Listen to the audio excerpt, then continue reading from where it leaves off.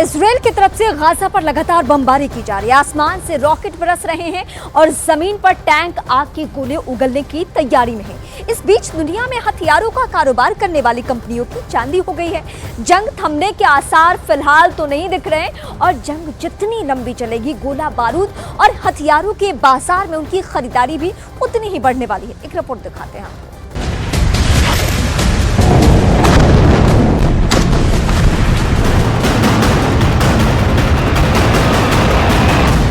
जब जज्बा दुश्मन से इंतकाम लेने का हो, जब जुनून दुश्मन को मिटाने का हो और जब जिद लड़ाई जीतने की हो, तो कुछ ऐसी तस्वीर सामने आती है। हर तरफ तबाही, बर्बादी और विनाश नजर आता है। इजरायल की तरफ से साफ कर दिया गया है कि इस बार वो हमास का खात्मा करके ही रुकेगा। इजरायल के प्रधानमंत्री नेतन्याहू ने ऐलान कर दिया है कि उनका देश हमास के खिलाफ आखिरी लड़ाई लड़ रहा है। मतलब साफ है, इजरायल हमास के संपूर्ण विनाश की तैयारी में है। אני פה עם הלוחמים של גולני, הם באים מכל חלקי הארץ, הם לחמו כמו אריות, אם ילחמו כמו אריות, אתם מוכנים להמשך? כן! אנחנו הולכים לנצח בכל העוצמה, אתם מוכנים? כן! כל עם ישראל עומד מאחוריכם, ואנחנו ניתן את המכה הקשה לאויבים שלנו, כדי שנשיג ניצחון לניצחון. מוכנים? כן! एक तरफ नेतन्याहू हमास पर संपूर्ण विजय की बात कर रहे हैं, वहीं दूसरी तरफ उनके दावे पर सवाल भी उठ रहे हैं। सवाल यह है कि आखिर जंग के लिए इतना गोला बारूद कहां से आएगा?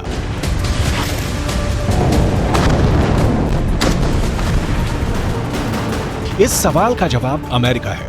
हमास पर इजरायल का एक्शन शुरू होते ही अमेरिका ने इजरायल को हथियारों की पहली खेप पहुंचा दी थी। इस खेप में smart bomb, iron dome missile defence system के लिए इंटरसेप्टर, स्टिंगर मिसाइल, टैंक और तोप के लिए एम्यूनिशन शामिल है।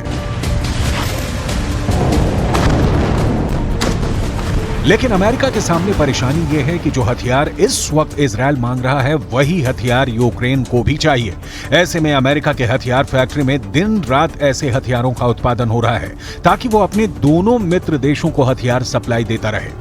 युद्ध के मैदान में न इजरायल को हथियारों की कमी हो और न रूस से लड़ाई लड़ रहे यूक्रेन को। युद्ध के लिए ये दोनों देश पूरी तरह से अमेरिका पर आत्मनिर्भर हैं। ऐसे में सवाल उठता है कि क्या आगे भी अमेरिका अपने दोनों मित्र देशों को हथियार मुहैया कराता रहेगा? सवाल इसलिए बड़ा है क्योंकि हथियारों के लिए इजरायल पूरी तरह से अमेरिका पर निर्भर है।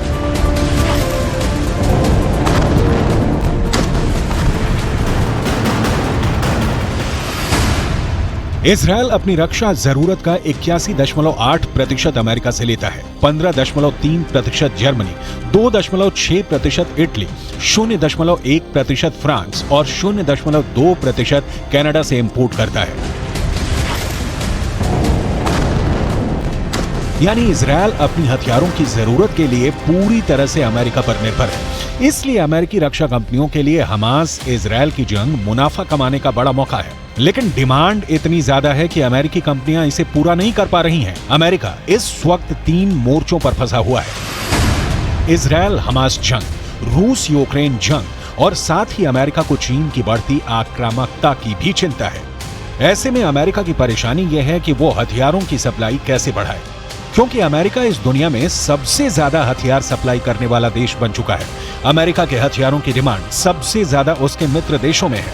पूरी दुनिया में पिछले साल मिलिट्री खर्च $2.2 ट्रिलियन रहा है, जबकि दुनिया के देशों को हथियारों के निर्यात में अमेरिका की हिस्सेदारी 45% के करीब है। रूस यूक्रेन जंग शुरू होने के बाद अमेरिका लगातार यूक्रेन को हथियारों की सप्लाई कर रहा है।